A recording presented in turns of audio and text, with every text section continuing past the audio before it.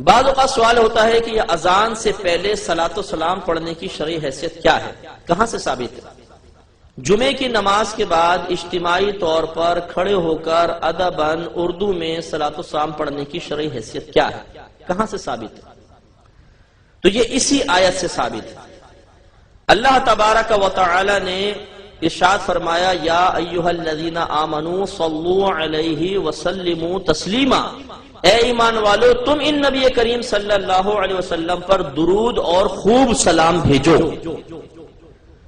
اللہ نے حکم دیا درود پڑھو، سلام بھیجو، لیکن اس میں کوئی کنڈیشن نہیں لگائی۔ اردو میں، عربی میں، رات میں، دن میں، کھڑے ہو کر، بیٹھ کر، انفرادی طور پر، اجتماعی طور پر۔ اب ایک علمی بات ذہن میں رکھ لیجئے گا کہ جب قرآن و حدیث میں کوئی حکم بیان ہو اور اس میں کوئی کنڈیشن نہ لگائی جائے، کوئی شرط نہ لگائی جائے، کوئی قید کا اضافہ نہ کیا جائے، تو اسے کہتے ہیں مطلق۔ کیا کہتے ہیں؟ مطلق۔ اور یاد رکھیں کہ قرآن کا مطلق ہی رہے گا، کوئی شخص اپنی رائے سے اسے مقید نہیں کر سکتا، اپنی رائے سے اس میں قید نہیں بڑھا سکتا۔ ہاں اگر آپ اسے مقید کرنا چاہتے ہیں، کوئی کنڈیشن لگانا چاہتے ہیں، دو دلیلیں درکار ہیں، یا تو قرآن کی آیت لے کر آئیں یا کوئی حدیث مشہورہ لے کر آئیں۔ حدیث مشہور اس حدیث کو کہتے ہیں کہ نبی کریم صلی اللہ علیہ وسلم سے اس حدیث کو کم از کم 3 صحابہ نے سنا ہو، پھر ان صحابی نے جس کو آگے بیان کیا وہ سننے والے بھی کم از کم 3 ہوں، پھر ان میں سے اگر کسی نے آگے بیان کیا تو اس کو سننے والے بھی کم از کم 3 ہوں۔ ہر دور میں جب وہ حدیث منتقل ہوتی آئی، اگر کم از کم اس حدیث کو روایت کرنے والے 3 راوی ہوں گے تو اسے کہتے ہیں حدیث مشہورہ۔ تو قرآن پاک کے مطلق کو اگر آپ اپنے پاس سے کوئی کنڈیشن لگانا چاہتے ہیں تو نہیں لگا سکتے۔ ہاں اگر لگانا چاہیں قرآن کی آیت سے یا حدیث مشہورہ سے۔ یہ اصول یاد رکھنے کے بعد اب دیکھیے اللہ نے فرمایا قرآن درود پڑھو، خوب سلام بھیجو۔ کب؟ صبح، شام، رات، دن، کچھ بھی نہیں۔ تو اب آپ چاہے اذان سے پہلے پڑھیں، چاہے اذان کے بعد پڑھیں، جمعے سے پہلے پڑھیں، جمعے کے بعد پڑھیں، عصر سے پہلے پڑھیں، عصر کے بعد پڑھیں، سب اسی آیت پاک کے حکم پر عمل کی صورتیں ہوں گی۔ میں اس کو ایک مثال سے سمجھاتا ہوں۔ آپ یہاں پر آئے باہر، کسی نے کہا جی اندر جا کر پنڈال میں بیٹھ جائیں۔ آپ میں سے کچھ آ کے ادھر بیٹھ گئے، کچھ اس کونے میں بیٹھ گئے، کچھ اس کونے میں بیٹھ گئے، کچھ اس کونے میں بیٹھ گئے۔ اب ایک شخص کھڑا ہوا، اس نے کہا تم سب درمیان میں آ کے بیٹھو۔ کونے میں آ کے کیوں بیٹھ گئے ہو؟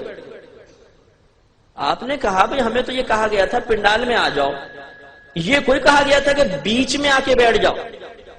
انہوں نے کہا پنڈال میں آ کے بیٹھ جاؤ، ادھر ہے تب بھی پنڈال میں، ادھر ہے تب بھی پنڈال میں، ادھر ہے تب بھی حکم پورا ہو رہا ہے، ادھر ہے تب بھی وہ ہم نصیحت پر عمل کر رہے ہیں، تو جدھر بیٹھ جاؤ حکم پر عمل ہو رہا ہے۔ لیکن شخص کہتا ہے نہیں بس تم سب درمیان میں آ کے بیٹھو، سمٹو، درمیان میں آ جاؤ۔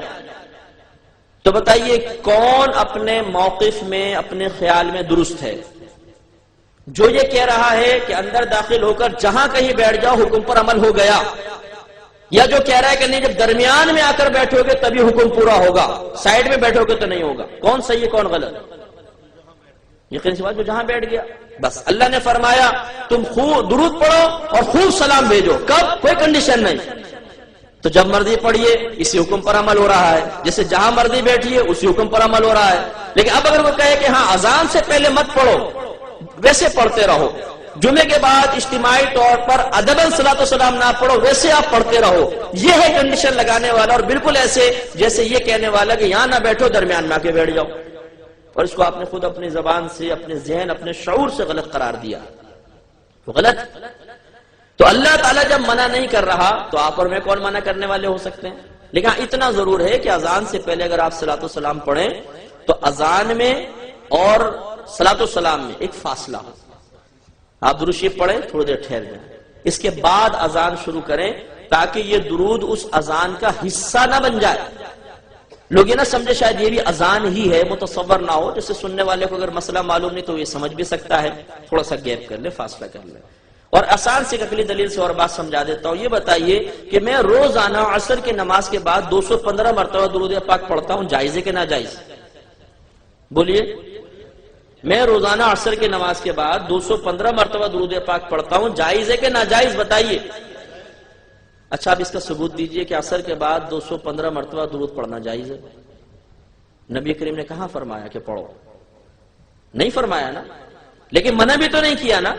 اللہ تو فرما رہا ہے درود پڑھو، سلام پڑھو، میں اس حکم پر عمل کرتے ہوئے پڑھ رہا ہوں، ٹھیک ہے، چاہے 200 مرتبہ پڑھوں، 215 مرتبہ پڑھوں، 300 مرتبہ پڑھوں۔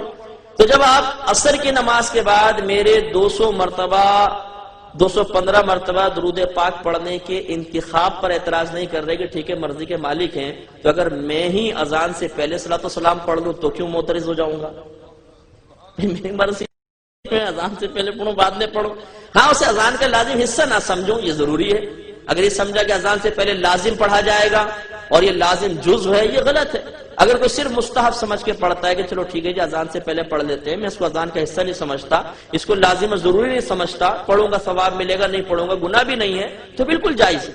یہی جمعے کے بعد صلاۃ و سلام کا مسئلہ ہوتا ہے۔ آخری بات